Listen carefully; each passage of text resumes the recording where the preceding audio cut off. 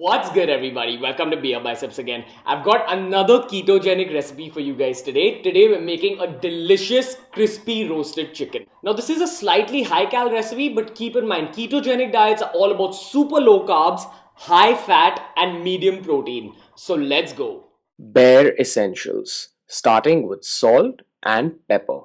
Next coming to garlic, whole cloves. Now this you got to be super careful with because each clove of garlic has 1 gram of carbs, and this is a ketogenic dish, so you got to be super careful with the carbs. Next, butter, make sure it's at room temperature. This is where your calories are going to be coming from, but butter is always the best. Next, coming to apple cider vinegar. If you don't have access to apple cider vinegar, you can use lemons or lime or anything acidic. You just want that acid to break the chicken down. Now, if you want to make this a next level roast chicken, these are the not so optional ingredients, starting with chili, which is a very Indian thing to do. This is because I just love spicy food. You can leave it out if you want. Thyme, one of my favorite herbs in the world, and then rosemary. Now, don't be afraid or intimidated by these herbs. I spoke about them in one of my past videos. It's all about health cooking tips, so make sure you check it out. I've spoken about how to source these herbs in India. The hero of this dish is this fresh whole chicken with the skin on. I can't stress on this enough. You need to have that skin if you want the perfect roast chicken. If you don't get a chicken with the skin, just don't buy it. Don't attempt this dish. You have to have the skin. Keep that in mind. So just make sure it's fresh, and you gotta make sure it's at room temperature. Now when it comes to roast chickens, your best friend is this tissue paper. You gotta make sure to make the chicken completely dry before roasting it. You gotta pat it dry like this. Remember, your worst enemy when it comes to crispy roast chickens is moisture. So flip it around and make sure you wipe it really well. If any of the tissue sticks to the chicken, pull it out with your hand. So the two precautions are zero moisture and zero tissue paper. Make sure you pat it dry and remove all that tissue paper. This is very crucial. If you want a crispy roast chicken which will have crackling skin, it's gotta be dry. Now let's begin work on the flavor profile, starting with the barb of all flavors, butter, because this is a ketogenic diet and it's all about that high fat life. Next, salt and pepper because we're human beings. And then those flavor missiles in the form of those chilies and those herbs. Next, garlic. Just take about 3 pods. Now this is where again you have to be careful. Remember, garlic is your carb source in this particular dish. So 3 cloves right now and all those remaining cloves later. And finally, apple cider vinegar just to get that chicken tender. I know I said no moisture, but 1 cap of cider never hurt nobody. So there's no polite way of doing this. Just go in there with your hands and mix it up. If you feel like it's too dry, add a little extra butter if you can afford the calories. Remember, we're still in a caloric deficit in keto. Eventually, you should get this homogeneous looking butter.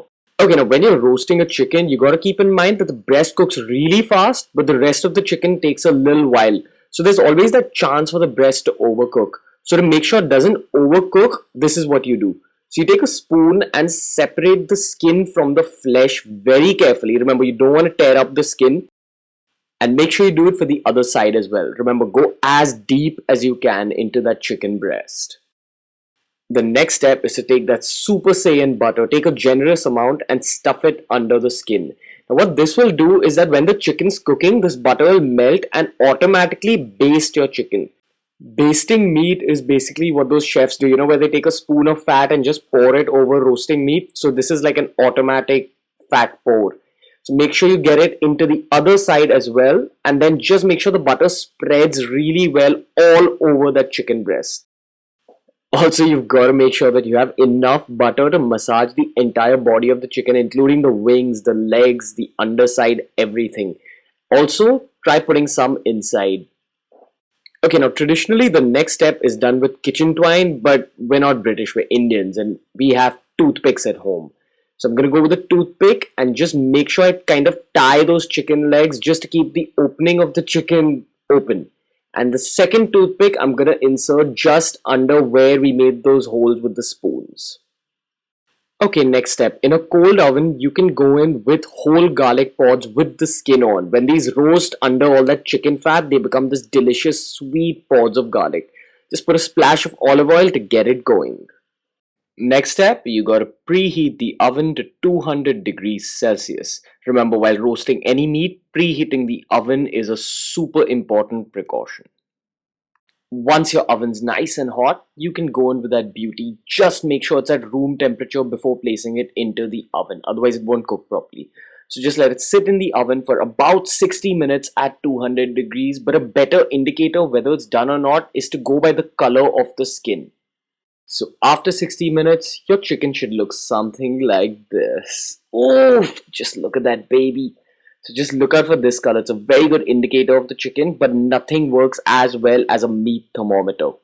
So definitely check it with a meat thermometer to make sure it's done. But more importantly, make sure you rest that chicken. Rest it for at least 15 to 20 minutes. That's super crucial to get a perfectly cooked chicken. Serve it up with just a little bit of keto-friendly greens and enjoy. Oh yeah. Hey guys, so that was the recipe for today. I hope you guys liked it. If you want more keto recipes, make sure you check out my keto recipes playlist by clicking on that card.